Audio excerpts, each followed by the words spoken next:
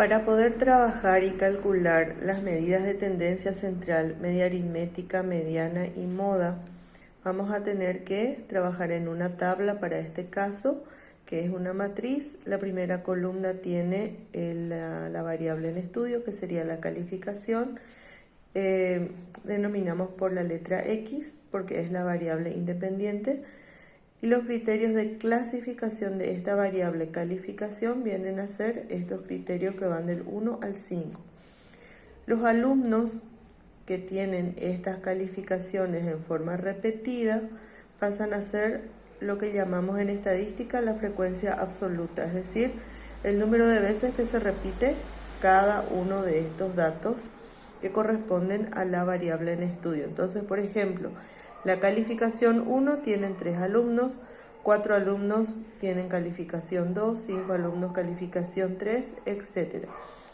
Vamos a calcular primero la media aritmética con la fórmula que ya habíamos visto en la parte teórica.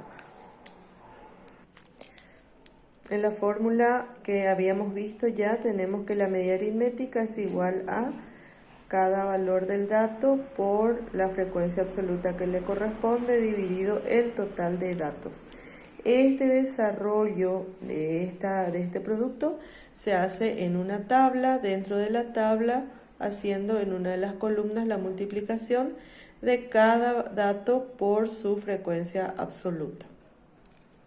Efectuando el producto, tengo que al multiplicar 1 por 3 sería 3, 2 por 4, 8 y así sucesivamente.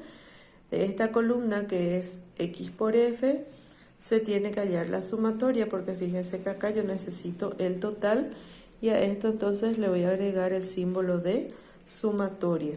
Voy a tomar 49 dividido el total de datos, que en este caso es 17, y me estaría dando el siguiente resultado. Al hacer entonces 49 dividido 17, que son los resultados obtenidos aquí en la tabla, me va a estar dando 2,8. La calificación entonces promedio de estos 17 alumnos es 2,8.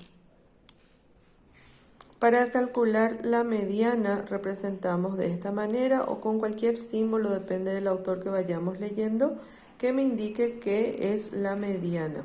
La mediana para este tipo de datos agrupados de esta forma, sin intervalos, se tiene que ubicar la mitad del total de los datos, en este caso 17 dividido 2, en la columna de frecuencia absoluta. La frecuencia absoluta acumulada que vamos a tener que agregarle a esta tabla. La frecuencia absoluta acumulada se obtiene sumándole a cada frecuencia el valor de la frecuencia anterior. Es decir que, por ejemplo, la primera frecuencia es 3, sumando con la siguiente es 7, sumando con la siguiente es 12 y así sucesivamente hasta completar.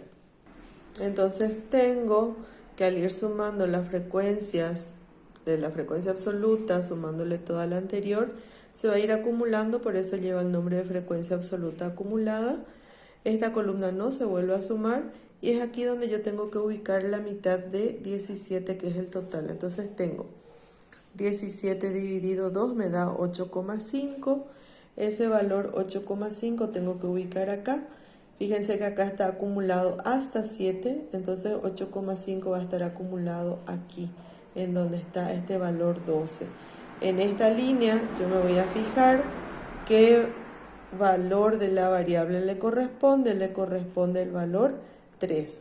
Entonces la mediana en este caso sería igual a 3.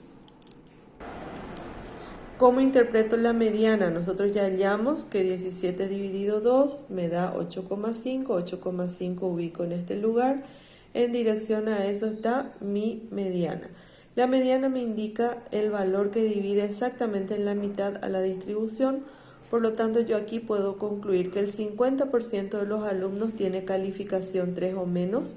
O también puedo estar diciendo que el 50% de los alumnos tiene calificación 3 o más.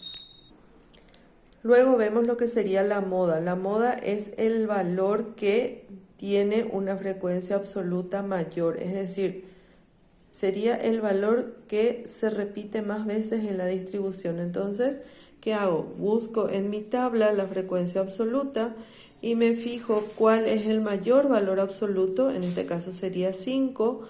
Entonces, en dirección a 5 tengo el valor de la moda. Quiere decir que la moda también, en este caso, es igual a 3. ¿Qué significa? Significa que la mayoría de los alumnos tienen calificación 3.